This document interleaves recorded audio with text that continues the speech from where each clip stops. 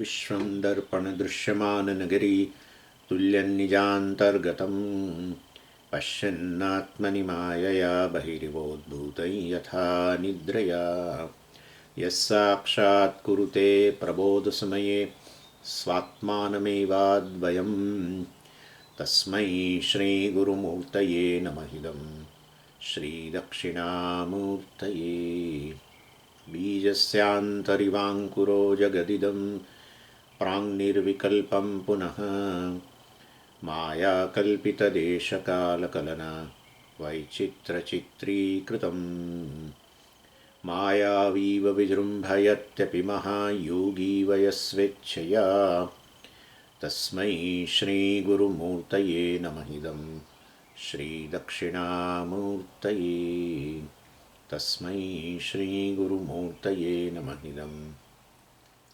श्रीदक्षिणामूर्तये। ॐ सहना भवतु सहनौ भुनक्तु सह वीर्यङ्करवावहै तेजस्विनावधीतमस्तु मा विद्विषावहै। ॐ शान्तिः शान्तिः शान्तिः। सदाशिवसमारम्भां शङ्कराचार्यमध्यमाम् अस्मदाचार्यपर्यन्तां वन्दे गुरुपरम्पराम्।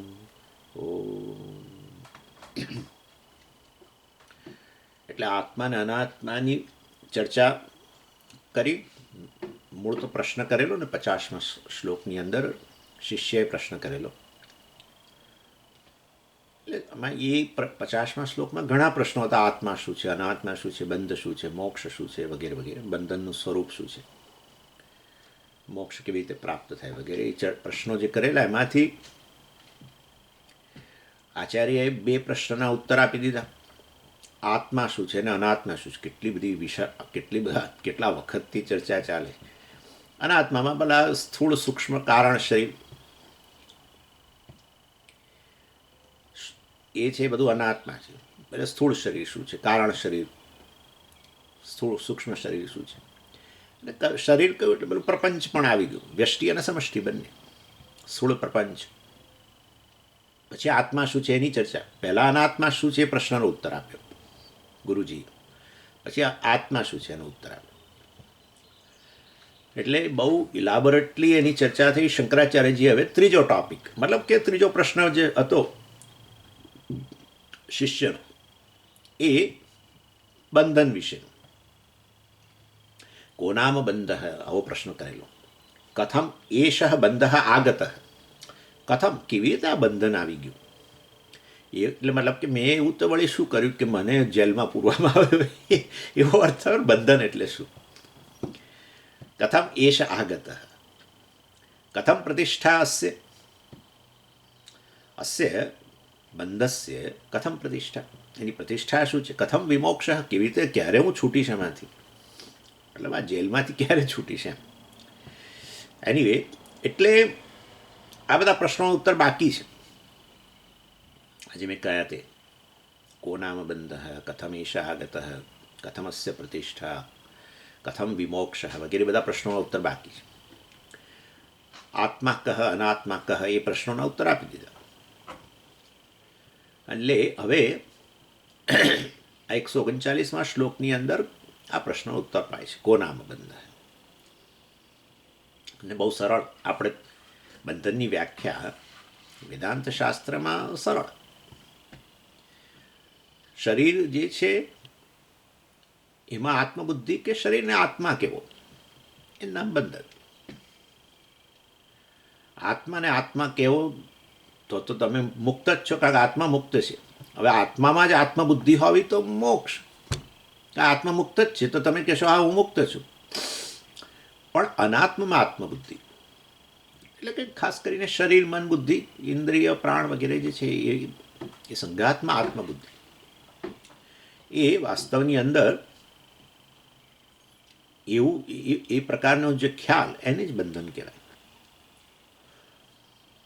વાસ્તવની અંદર એ અનાત્મા છે એ પણ આત્મા જ છે.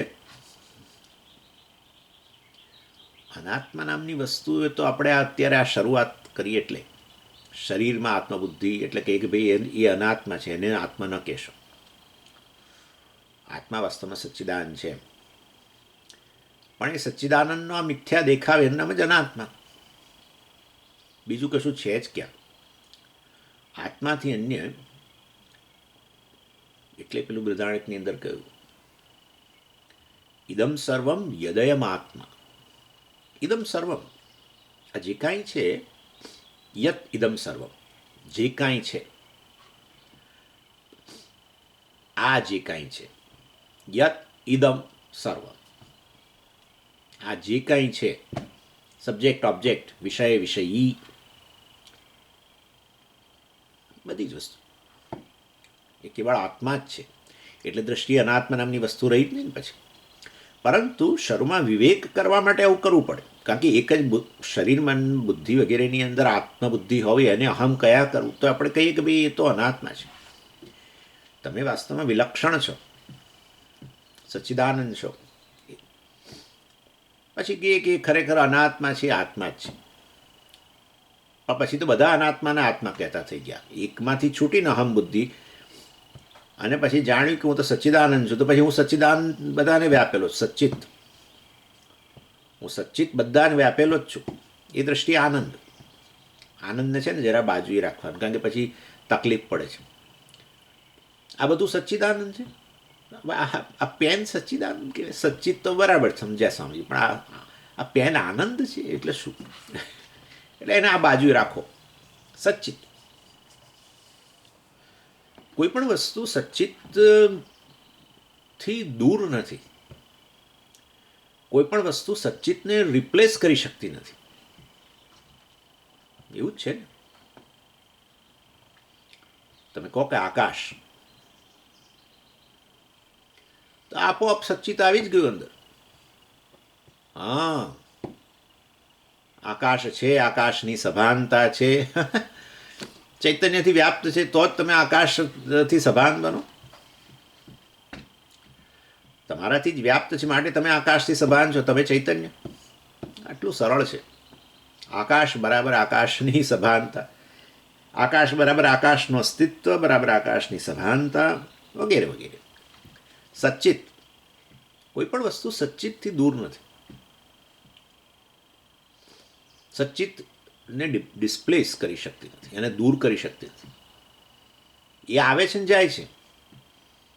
આકાશ આવે છે ને જાય છે. આવે છે તેથી સચ્ચિતમાં કોઈ વધારો થતો નથી, અને આકાશનો લય થાય છે તોય સચ્ચિતમાં કશો ઘટાડો થતો નથી. આ સચ્ચિત સચ્ચિત જ છે.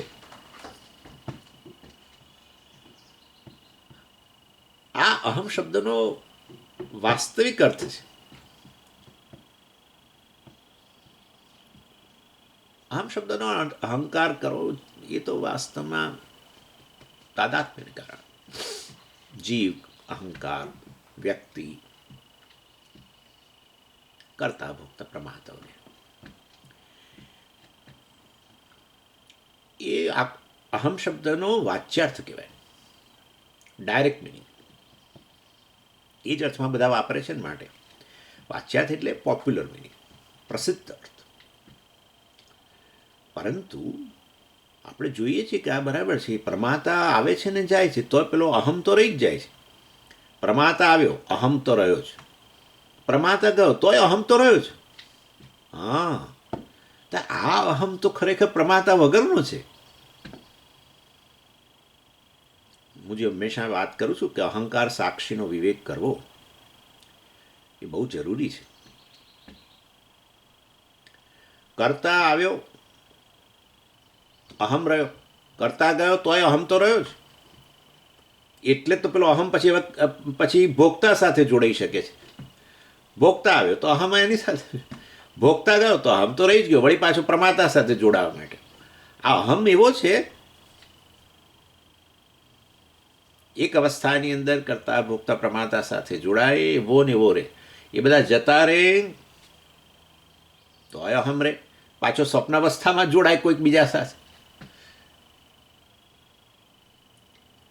અને સુષુપ્તિની અંદર આ અહંકારની સુપ્ત અવસ્થાને પાછો પ્રકાશિત કરે. જુઓ, એટલે કહેવાનો આશય એવો છે કે આ વાસ્તવની અંદર અહંકારનો પણ જે સાક્ષી છે એવું કહેવાય. બ્રહ્મ જે છે, જે જગતનું કારણ, એ જ આ સાક્ષી છે, ચૈતન્ય.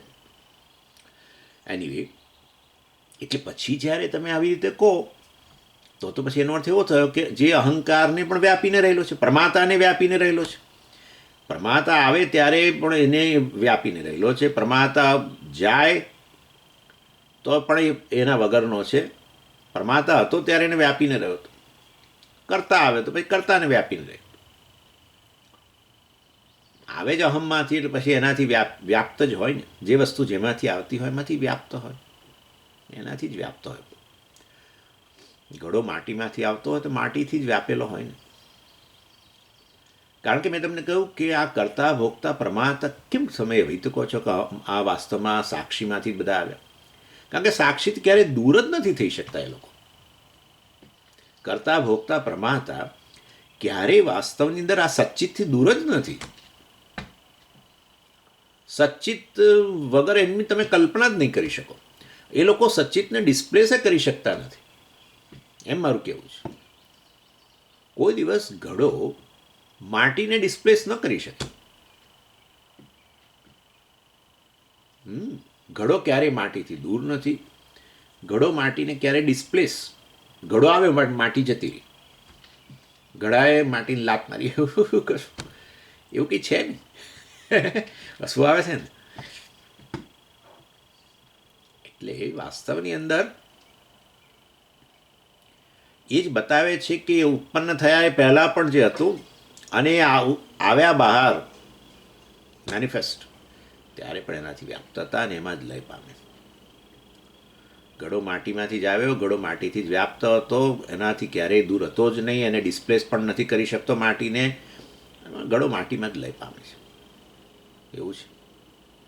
અને માટે કોઈ પણ વસ્તુ ભાસે છે કારણ કે, અને છે કારણ કે વાસ્તવમાં સચ્ચિત છે. માટે સતને કારણે છે ને ચિત્તને કારણે ભાસે છે. અને એ બધા વિષયો જતા રહે તો પણ સચ્ચિત છે. એવું નથી કે ભાઈ એ સચ્ચિત વાસ્તવની અંદર એમાં કશુંક ઓછું થઈ ગયું. પેલો વિષય ગયો ને સ્વામીજી, એટલે હવે ઓછો થતો ગયો. આકાશ છે સચ્ચિતને કારણે, આકાશ ભાસે છે સચ્ચિતને કારણે. આકાશનો લય થયો સુષુપ્તિ વગેરેની અંદર, સચ્ચિત ભાસે છે, એમ જ કશો ઘટાડા વગરનો. આટલો ઘટાડો સચ્ચિતમાં દેખાતો નથી. ખાલી દેખાવ જ હતો આ બધો. આકાશ સચ્ચિતનો જ દેખાવ. ઘડો આવે ત્યારે માટીના વજનમાં ફેર ન પડ્યો, અને ઘડો લય પામ્યો ત્યારે માટીના વજનમાં ફેર ન પડ્યો. ઘડો તો ખાલી એક દેખાવ જ હતો. આ બધું યાદ રાખજો. અહંકાર સાક્ષીનો વિવેક અતિ મહત્વની વસ્તુ છે. તો સંસાર જાય ને. અહંકાર સંસાર છે. અહંકાર એટલે હું નાનો છું, આઈ એમ સ્મોલ, હું ઘણો નાનો છું, અલ્પ છું, બસ આનું નામ સંસાર. એ આવે છે કારણ કે આ શરીર મન બુદ્ધિમાં તાદાત્મ્ય ચિદાભાસ વગેરેને કારણે બુદ્ધિ વ્યાપી ગઈ. બુદ્ધિને અહમ કયો, અહંકાર બુદ્ધિને બુદ્ધિ અહમ કે એમ નામ તો અહંકાર. એ આ શરીરને વ્યાપી ગયું. માટે એ અહમ આટલો જ નાનો. પરંતુ એ તો બધું આવ્યું છે સાક્ષીમાંથી, છેવટે બ્રહ્મમાંથી. પરંતુ ન ખબર હોય પોતાના સ્વરૂપનું જ્ઞાન, તો પછી અહંકારને આત્મા કહીએ. અહંકાર અહમ કે, એટલે કે બુદ્ધિ અહમ કે, આપણે કહીએ બસ આ જ હું છું, દેટ્સ ઓલ. બુદ્ધિ જ્યારે અહમ કે, એટલે આપણે આપણું વાસ્તવિક સ્વરૂપ ન જાણીએ, એટલે જે બુદ્ધિ અહમ કે એને જ આપણે એને જ હું કહું, અહંકાર જ હું છું એવું મનમાં રહે. એ જરા બોલવાની મારી તકલીફ પડી, પણ અહંકાર હું છું એવો જ ખ્યાલ રહે. કારણ કે સાક્ષી હું છું એ પ્રકારની સભાનતા. કારણ કે કારણ શરીરથી છવાયેલો છું ને, કારણ શરીર યુક્ત. એટલે કારણ શરીરમાંથી બુદ્ધિ આવી, સૂક્ષ્મ શરીર, તો પછી એને અહમ કહેવા માંડે. એટલે તકલીફ થઈ. હવે સૂક્ષ્મ શરીરને બુદ્ધિને અહમ કહ્યું, બુદ્ધિ પછી આ શરીરને સ્થૂળ શરીર વ્યાપી ગયું, તો કે એને અહમ કહ્યું, પતી ગયું. હવે અંતિ બહાર પછી આગળ કશું જાય એમ નથી. કારણ કે સૂક્ષ્મ શરીર બુદ્ધિ અંતિ બહાર નીકળી શકે એમ નથી ને. એટલે પછી એક સ્થૂળ શરીરને અહમ. હવે વિચારો તમે, આનું નામ દ્વૈત. આટલો હું અને બાકી બધું તું. અહમ ઇદમ મમેદમ સર્વમિતિ નૈસર્ગિકોયમ લોક વ્યવહાર. બ્રહ્મસૂત્ર અધ્યાસ ભાષ્યમાં કહ્યું આ રીતે વાસ્તવની અંદર આ પ્રકારે દ્વૈતનો ખ્યાલ, મર્યાદાનો ખ્યાલ આવ્યો, એનું નામ બંધન. એટલે આ બંધન એટલે શું? તો કે બસ આ શરીર, મન, બુદ્ધિમાં આત્મબુદ્ધિ એના જેટલો પોતાને કહેવો, જે વાસ્તવમાં આત્મા જ્ઞાનને કારણે છે, જેને કારણે આ પ્રકારનો ખ્યાલ ઉત્પન્ન થાય છે, એને જ બંધન કહેવાય.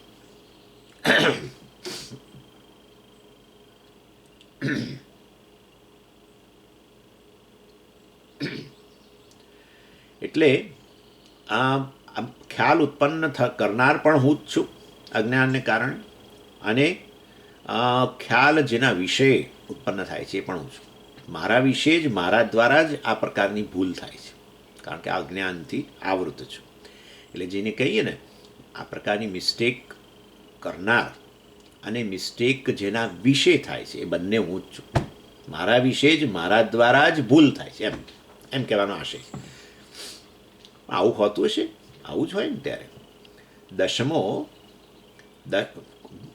દશમા વિશે ભૂલ કરનારો, અને ભૂલ કરનાર પણ પોતે અને વિષય પણ પોતે. બસ આવું જ છે. એટલે આપણે કહીએ છીએ પેટ ચોળીને શોળ ઊભું કરેલું છે, એમ કહેવામાં આવે છે.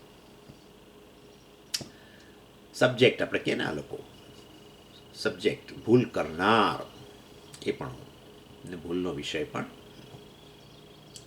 ચાલો, એની એટલે આ સેલ્ફ મિસ્ટેક, પોતાના વિશેનો આ પ્રકારનો એક ખ્યાલ એ જે છે એને બંધન કહેવાય. પછી કહે છે અજ્ઞાનાત અનાત્મની અહમિતિ મતિ પ્રાપ્ત.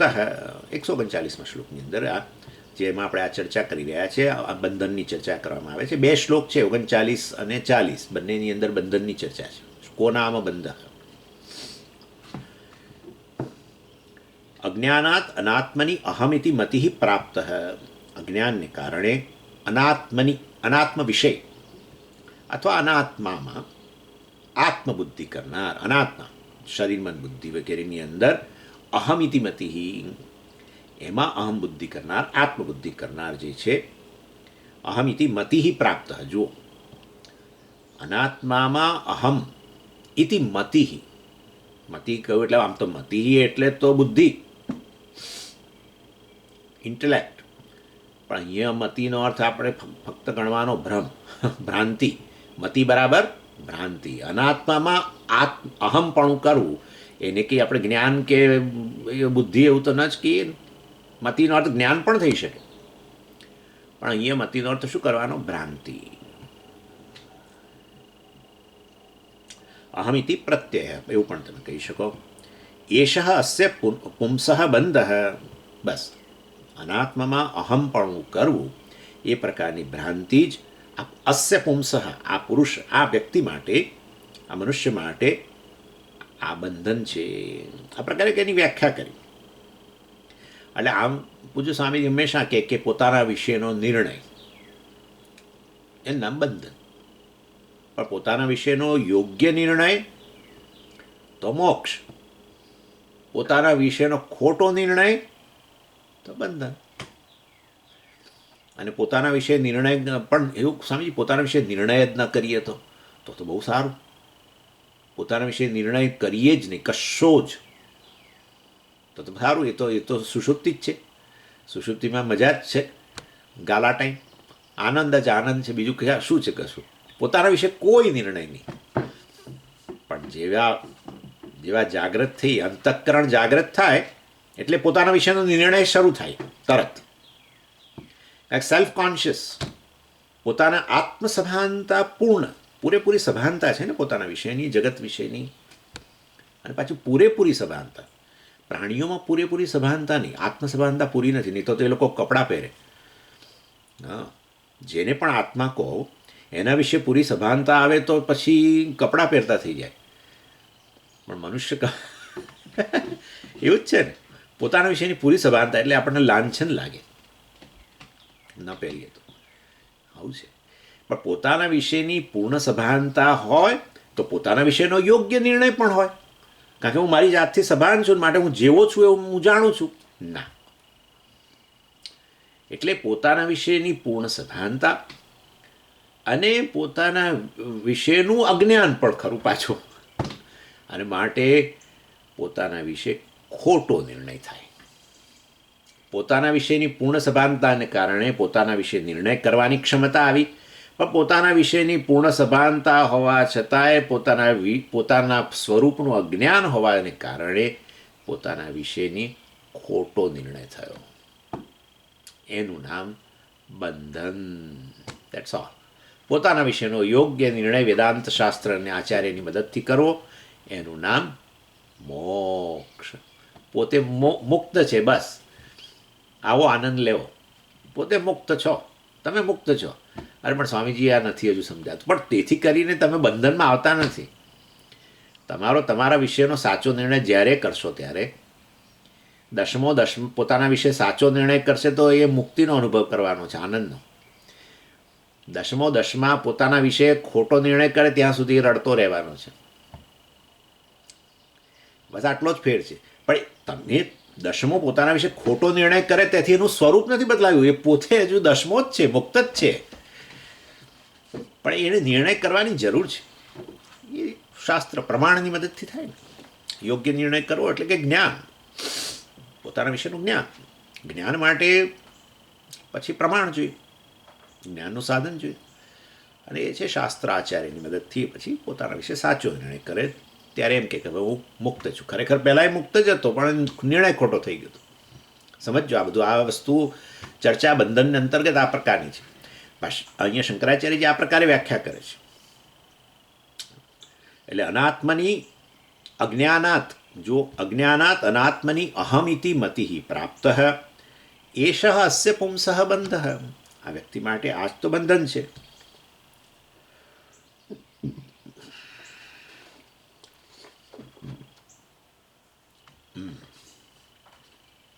એટલે આ પોતા કેવી કરુણતા છે જ ને. બસ થયું શું, આપણે જન્મ્યા પછી બધી વસ્તુનો નિર્ણય કરતા થઈ ગયા, ભણતા ગયા, એમ આપણે જગત વિશે નિર્ણય કરતા ગયા. આપણને ભણાવવામાં આવ્યું કે જગત, કોઈ કેમેસ્ટ્રી ભણતું હોય તો હવે નિર્ણય બધો જગત વિશે જ છે ને છેવટે તો.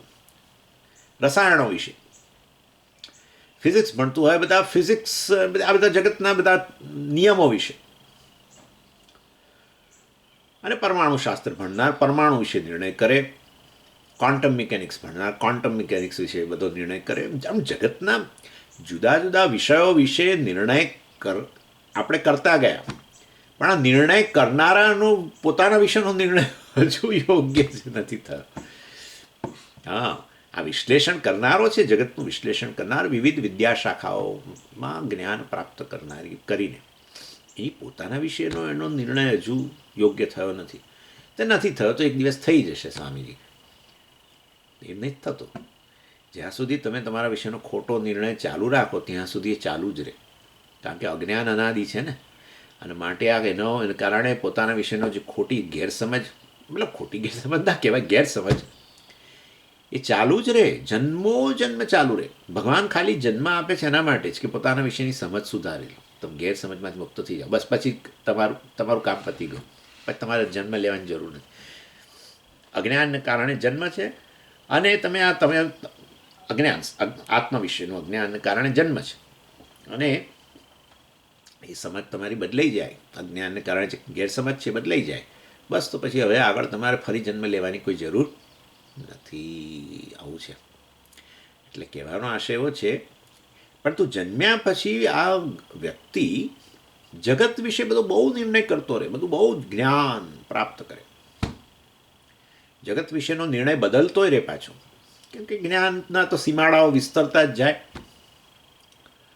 અને એને પછી એટલે પહેલાં જે નિર્ણય કર્યો તો એ હવે બદલાઈ જાય, વળી પાછો બદલાઈ જાય, વળી પાછો બદલાઈ જાય. કારણ કે બધું છે તો માયા ને અલ્ટિમેટલી. એટલે કોઈ તાગ પામી શકાય એવું છે નહીં આ જગત. કોઈ પણ વસ્તુનો તાગ પામી શકાય એવું નથી, અને માટે નિર્ણય બદલાય. ચાલો, એ તો ઠીક છે હવે. પણ એ નિર્ણય કરનારાનો પોતાના વિશેનો નિર્ણય જ હજુ બદલ્યો નથી આણે. એ ખોટો નિર્ણય થયો છે. એટલે સારી રીતે જળવાયેલો જ રહે. પછી ગેરસમજ આપણા વિશેની છે જન્મો જન્મ સુધી ચાલુ રહે. અને એટલે જ શંકરાચાર્યજી ભજગોવિંદમની અંદર થોડોક આમ શોક પ્રગટ કર્યો. કસ્ત્વમ કોહમ કુત આયાત કોમે જન્ની કોમે તાત. કસ્ત્વમ, હું કોણ છું. પછી તું કસ્ત્વમ એટલે તું કોણ છું. કોહમ, હું કોણ છું. કુતઃ આયાત, ક્યાંથી આવ્યો છું. કોમે જનની, કોણ મારી માતા છે, કોણ પિતા છે. કારણ કે આ જન્મમાં બદલાતું રહે છે ને, એટલે ખરેખર જનની કોણ છે, ખરેખર પિતા કોણ છે. આ જન્મમાં બરાબર છે, આ બરાબર. એવું કહેવાનો અહીં આશય નથી કે આવું પૂછાતું હશે, મારી માતાજી કોણ છે, મારા પિતાજી કોણ છે, આવું કંઈ પૂછાતું હશે.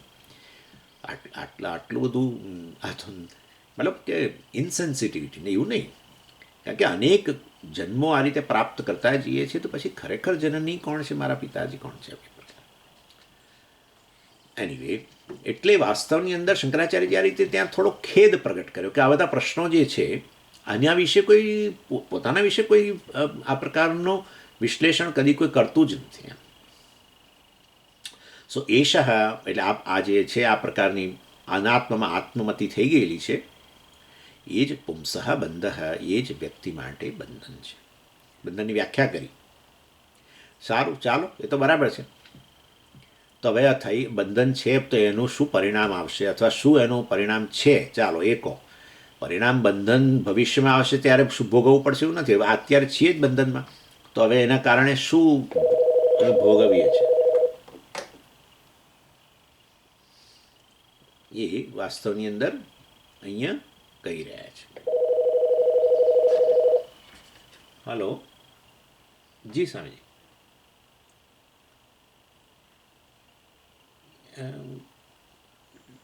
હા જી સ્વામીજી, થોડી વારમાં પેલો ક્લાસ ચાલુ છે હમણાં જો. જી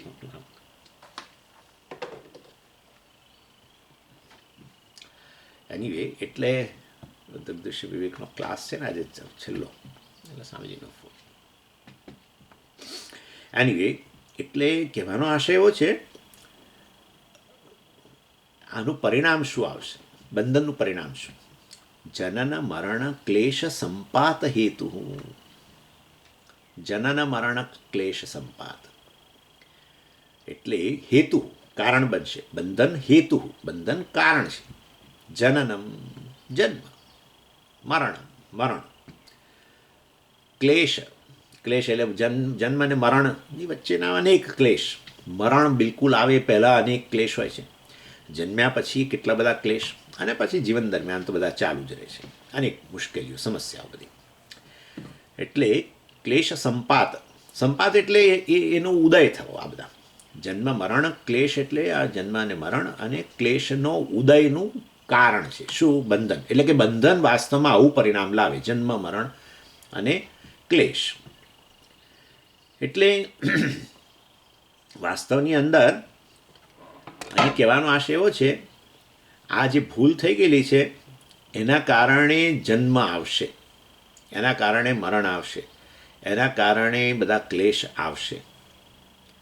તો પછી અમે તો એક મિનિટ, જન્મ અને મરણ વચ્ચે જરા આવે તો એ જરા વાસ્તવમાં વૃદ્ધાવસ્થા, આ અજ્ઞાનને કારણે વૃદ્ધાવસ્થા આવે એમ તમારું કેવું છે? આ અજ્ઞાનને કારણે જન્મ અને મરણની વચ્ચે બધા રોગ, જન્મ મૃત્યુ જરા વ્યાધિ દુઃખ દોષ અનુદર્શનમ. જન્મ અને મરણ વચ્ચે જરા આવે, જન્મ અને મરણ વચ્ચે આ વિચારવાનો પ્રશ્ન છે. જન્મ અને મરણ વચ્ચે જરા આવે, જન્મ મરણ વચ્ચે વ્યાધિ આવે, તો આ વાસ્તવમાં મારાથી ભૂલ થઈ ગઈ, આત્મામાં અનાત્મામાં આત્મબુદ્ધિ થઈ ગઈ. તો વાસ્તવની અંદર આને કારણે જરા અને વ્યાધિ બધું આવશે મને. આ વસ્તુ કંઈ સમજાય એવું નથી. એટલે ખરેખર આ અનાત્મામાં આત્મબુદ્ધિ જન્મ મરણનું કારણ તમે કહો છો, એ કઈ વસ્તુ કંઈ સમજાય એવી નથી કોઈ દિવસ. કારણ કે શરીર તો પોતાનું કામ કરે. આમ એક બાજુ આવું કહીએ, શરીર તો પંચદશીની અંદર 7મા અધ્યાયની અંદર જ્યારે આચાર્ય વિદ્યારણ્ય સ્વામીએ આ ચર્ચા કરીને ત્યાં જ્વરા અને અનુજ્વરા, જ્વરા એટલે દુઃખ, સમસ્યાઓ, જ્વરાનો અર્થ આમ સામાન્ય તાવ થાય, પણ એમ મતલબ દુઃખ. આત્માનમ ચિત વિજાનીયા તયમસ્મીતિ પુરુષ અને કિમિચ્છન કસ્ય કામાય શરીરમ અનુસંજ્વરેત, આવું કહ્યું.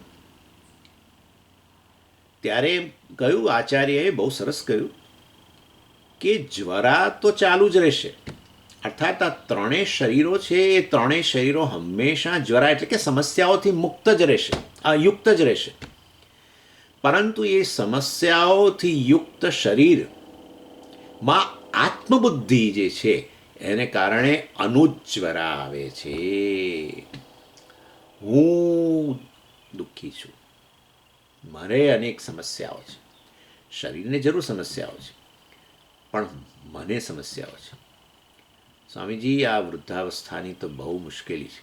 બરાબર છે, જરૂર છે, વૃદ્ધાવસ્થામાં શરીરને મુશ્કેલીઓ છે, મનને થોડી મુશ્કેલીઓ છે, પણ ના, મને બહુ મુશ્કેલી છે એમ કે. એટલે વાસ્તવની અંદર આ બંધન આત્મા અનાત્માની અંદર આત્મબુદ્ધિ કરવાને કારણે અનાત્મા જે આ પ્રકારની સમસ્યાઓથી ગ્રસ્ત છે, વ્યાધિ જરા વગેરે, એ વ્યાધિ જરાઓથી ગ્રસ્ત શરીરમાં આત્મબુદ્ધિને કારણે હું જરાગ્રસ્ત છું, વ્યાધિગ્રસ્ત છું, એ પ્રકારની જે લાગણી જન્મે છે એ વાસ્તવમાં બંધનનું કારણ છે એમ કે છે. અથવા એ બંધનનું પરિણામ છે, એ બંધનનું પરિણામ છે. બંધનને કારણે શું થાય તો કે આ જન્મ મૃત્યુ આવે.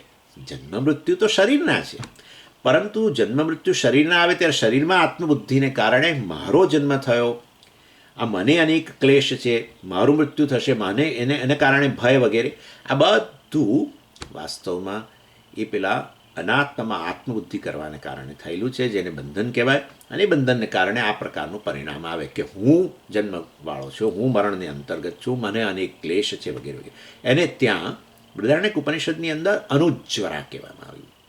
શરીરમ અનુસંજ્વરેત એટલે અનુજ્વરા, એ અનુજ્વરા સંસાર કહેવાય. શરીર તો ત્યાં તો આચાર્ય વિદ્યારણ્ય સ્વામીજીએ એમ કહ્યું કે શરીર અને જ્વરાનો સંબંધ, શરીર અને અનેક સમસ્યાઓ જે છે એ જે સંબંધ છે બે વચ્ચેનો, શરીર અને સમસ્યા વચ્ચેનો જે સંબંધ છે એ તો પેલા માટી અને ઘડાના સંબંધ જેવો છે. ક્યારેય જેમ પેલો ઘડો માટીથી ભિન્ન ન હોઈ શકે એવી રીતે આ શરીર ક્યારેય સમસ્યાઓથી મુક્ત ન હોઈ શકે. અને એટલે એ તો રહેવાનું જ છે એમ કહેવાનો આશય છે. જાતસ્ય હિ ધ્રુવો મૃત્યુ ધ્રુવમ જન્મ મૃતસ્ય છે. ભગવાને જ કહી દીધું, જાતસ્ય ધ્રુવમ મૃત્યુ, આ જન્મનો જેનો થયો છે એનું મરણ થવાનું જ છે. ત્યાં જન્મ મૃત્યુ શરીરના છે જ નિશ્ચિત, પરંતુ એમાં આત્મબુદ્ધિ કરવાને કારણે જન્મ જાણે કે પોતાનો બની ગયો, મારો જન્મ, મારું મૃત્યુ થશે, આ તે બધું, એને એ બધી સમસ્યાઓ છે. મુખ્ય સમસ્યાઓ એ છે ભયનું કારણ કે જે ગણું તે. એટલે આ રીતે આ આત્મ જે છે વાસ્તવમાં ખરેખર ભયથી મુક્ત છે, મરણથી મુક્ત છે, છતાંય હું મરણ ધર્મા છું. સ્વામીજી, કેટલું જીવવાનું હવે? હું તો ભગવાનને પ્રાર્થના કરું છું કે જ્યારે મને તું લઈ જાઉં ત્યારે મને કોઈ ક્લેશ ના આપીશ. એટલે અનાયાસેન મરણમ વિના દૈન્યેન જીવનમ, હે ને, વિના દૈન્યેન જીવનમ વગેરે વગેરે.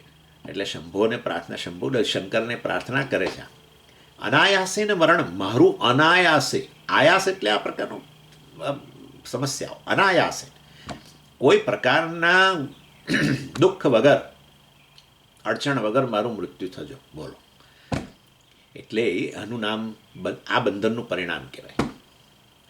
બંધનનું પરિણામ આ છે કે પેલા અનાત્મામાં દેહમાં આત્મબુદ્ધિ કરવાને કારણે જાણે દેહનું મરણ થશે ત્યારે કહેશે કે મારું મરણ થશે, ને એના કારણે પછી આ પ્રકારની પ્રાર્થના. એટલે આચાર્ય અહીંયા કહ્યું જનન મરણ ક્લેશ સંપાત હેતુ. જન્મ મરણ ક્લેશ વગેરે સંપાત એટલે એ જાણે કે ઉત્પન્ન થશે એના માટેનું કારણ બંધન છે. પરંતુ આપણે ગણવાનું જન્મ કંઈ એનો થવાનો નથી આ બંધનને કારણે, કે મરણે થવાનું નથી, કે અનેક ક્લેશે પ્રાપ્ત થવાના નથી. પણ વાસ્તવની અંદર આ વસ્તુઓમાં આત્મબુદ્ધિ કરવાને કારણે એ જાણે કે મારા જન્મ વગેરે બનશે. એટલે મરણધર્મા શરીરમાં આત્મબુદ્ધિ કરવાને કારણે હું મરણધર્મા છું એવું માને. ખરેખર વાસ્તવમાં અમરણ ધર્મા છે, કાળની મર્યાદાથી જ મુક્ત છે. કાળ જ મિથ્યા છે જેને માટે, કાળનું અસ્તિત્વ જેને કારણે છે. પણ એનીવે એટલે આ રીતે વાસ્તવમાં પોતે અમરણ ધર્મા હોવા છતાંય પોતાને મરણ ધર્મા માને અને પછી દુઃખી થાય. એમ શરીરને તો તમે મરણમાં વગેરેમાંથી મુક્ત ન કરી શકો. એટલે એ વસ્તુ અહીં કહેવામાં આવી. એટલે આ પ્રકારની ભૂલ એ મોર્ટાલિટી માટે અર્થાત મર્ત્યત્વ માટે કારણ બની. ખરેખર મર્ત્યત્વનું કારણ શરીર તો મૃત્યુને ગ્રસ્ત જ છે, પણ એમાં આત્મબુદ્ધિને કારણે પોતાને આવો માનવા લાગ્યો. એટલે પેલી ભૂલ થઈ એ જ કારણ બની, એ બંધન જે છે એ જ કારણ બની. જન્મ મરણ હેતુ એટલે શરીરની મોર્ટાલિટી, શરીરનું આ મરણ વગેરે એ જાણે કે મેં મારા પર સ્થાપિત કર્યું. આવું જ થાય જેની સાથે તમે તાદાત્મ્ય કરો એ વસ્તુ અને એ વસ્તુના ધર્મો જાણે કે તમારા ભાસે, તમે બની ન જાઓ કોઈ દિવસ. આવું તો થાય છે, કેટલી વાર થાય છે આવું તો. યાર પેલી વ્યક્તિ જોવા જાય, પેલું ફિલ્મ જોવા જાય ત્યારે પોતાને ગમતો આવું જ કરતા હોય લોકો. હંમેશા પોતાના ગમતા હીરો હિરોઈનનું પિક્ચર આવે ને તો ખાસ જોવા જાય, અને જોવા જાય પછી એ હીરો સાથે તાદાત્મ્ય થાય. શરૂમાં ના થાય, શરૂમાં તો આમ બિલકુલ તટસ્થ ભાવથી જોતો હોય શરૂમાં બધું, પણ ધીરે ધીરે ધીરે ધીરે ધીરે એની સાથે તાદાત્મ્ય થઈ જાય. પછી એને પિક્ચરમાં બધા એના જીવનના બધા પ્રસંગો આવે પિક્ચરમાં અનેક આવતા જાય. એમાં એની પત્નીનું મરણ થાય અને ધ્રુસકે રડે. આ એની વ્યક્તિ સાથે તાદાત્મ્ય કર્યું પેલાની સાથે, એટલે હવે એનામાં પેલાનામાં ભેદ ન રહ્યો જાણે. અને એની પત્નીનું મરણ થયું જાણે કે મારી પત્નીનું મરણ થયું, અને આ ધ્રુસકે રડે. પત્ની બાજુ બેઠા છે, એ આમ કરીને કે એ હું જીવતી છું હજુ. એટલે આવું જ થવાનું. એટલે શરીર વગેરેમાં આત્મબુદ્ધિ કરી એટલે શરીરને હું અહમ કહેવા લાગ્યો. ભૂલ જ છે, તમે શરીર બન્યા જ નથી. શરીરને ખાલી અજ્ઞાનને કારણે અહમ કહેવા લાગ્યો.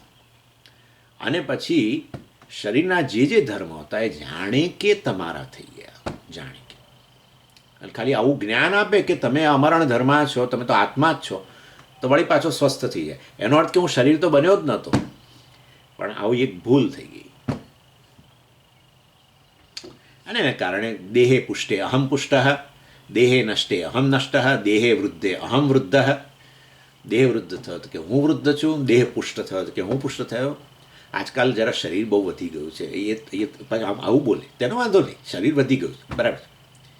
ના હવે મારે વજન ઉતારવું પડશે. જો હવે મારે વજન, ભાઈ તું તારું વજન ઉતરી શકે એવું નથી. તું તો સર્વવ્યાપી છું ભાઈ, તારું વજન ઉતરી શકે એવું છે જ નહીં. કોઈ રીતે વજન ઉતરે એવું નથી, તું એટલો વ્યાપેલો છું. પણ આજકાલ શરીરનું વજન વધી ગયું છે ને પછી મારે ઉતારવું પડશે, એટલે આનું નામ ગરબડ, આનું નામ કન્ફ્યુઝન. શરીરનું વજન ઉતારવું પડશે, શરીર વધી ગયું છે એવું કહો તો કંઈક સારું, તો લાગે છે કંઈક ઓબ્જેક્ટિવિટી છે થોડી. પણ આવું કદી ના કે નહીં. સંસાર લાગે બહુ મોટો સંસાર. જ્યાં સુધી વજન ન ઉતરે ત્યાં સુધી એના હૃદયમાં ડંખ્યા જ કરે. અને એમાં જો કોઈ આવીને કહી ગયું, આજકાલ શરીર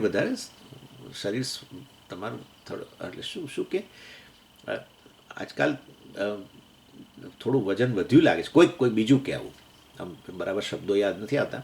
આજકાલ તમારું વજન વધ્યું છે, પતી ગયું. આપણે તો આપણી જાતથી સમાન છે એટલે થોડું લાગતું હતું જ, પણ આ તો કોઈકે કહ્યું ઉતારો હા, પછી બહુ તકલીફ પડશે. બધા રોગોનું કારણ આ વજન જ છે. આમ તમે ઉતારો ઉતારો સ્વામીજી થોડું. હા હા, એવું લાગી આવે કે ના પૂછો. આમનામ સંસાર. શરીરમાં આત્મબુદ્ધિ કરી આત્મા વિશેના અજ્ઞાનને કારણે, અને પછી શરીરના ધર્મો મારા ધર્મો બની ના ગયા, મારા ધર્મો ભાસી રહ્યા છે. એટલે આવી રીતે આત્મા વિશેની જે ભૂલ છે જે કરી આપણે અનાત્મા આત્મબુદ્ધિ કરી, એ કે ખરેખર મને એ મારું મૃત્યુ ના લાવે, પરંતુ એ શરીરનું મૃત્યુ જ્યારે મારા મૃત્યુના રૂપમાં ભાસે. એટલે આ ખાસ ખ્યાલ રાખવા કે જે ભૂલ થઈ છે એ મૃત્યુનું કારણ નથી. ભૂલ જે છે વાસ્તવમાં એ અનાત્મામાં આત્મબુદ્ધિ જે છે એ વાસ્તવમાં ખાલી એક આ પ્રકારની ભ્રાંતિ ઉત્પન્ન કરે તમારામાં કે હું મારું મૃત્યુ થશે. એટલે આ આત્મ વિશેનું અજ્ઞાન મારું મૃત્યુ ન લાવે. આત્મ વિશેનું અજ્ઞાનને કારણે જે અનાત્મામાં આત્મબુદ્ધિ કરી એને કારણે ભ્રાંતિ ઉત્પન્ન થાય કે મારું મૃત્યુ થશે. મારું મૃત્યુ થશે એ ભ્રાંતિ છે, ખરેખર મારું મૃત્યુ ના થાય. સમજી ગયા? આ કહેવાનો આશય છે. આ લોકો અંગ્રેજીમાં કે error is not the cause of the mortality, error is the cause of the notion that I am mortal. એમ કે સમજ્યા? આ પ્રકારે. ચાલો હું જરા અહીંયા બંધ રાખું છું, કારણ કે સ્વામીજીને કોઈ પુસ્તક જોઈએ છે, જરાક મારી પાસે છે કે નહીં, મારે ચેક કરવું પડશે. એટલે પછી કરી આવતા શનિવારે આપણો વર્ગ નહીં, પણ એ તો હું આપણા પાછા સોમવારથી ક્લાસ શરૂ થશે એટલે હું જણાવીશ તમને. 3-4 દિવસ વચ્ચે નથી. ઓમ પૂર્ણમદ પૂર્ણમિદમ પૂર્ણાત પૂર્ણમુદચ્યતે પૂર્ણસ્ય પૂર્ણમાદાય પૂર્ણમેવાવશિષ્યતે. ઓમ શાંતિ શાંતિ શાંતિ. હરિ ઓમ શ્રી ગુરુભ્યો નમઃ. હરિ ઓમ.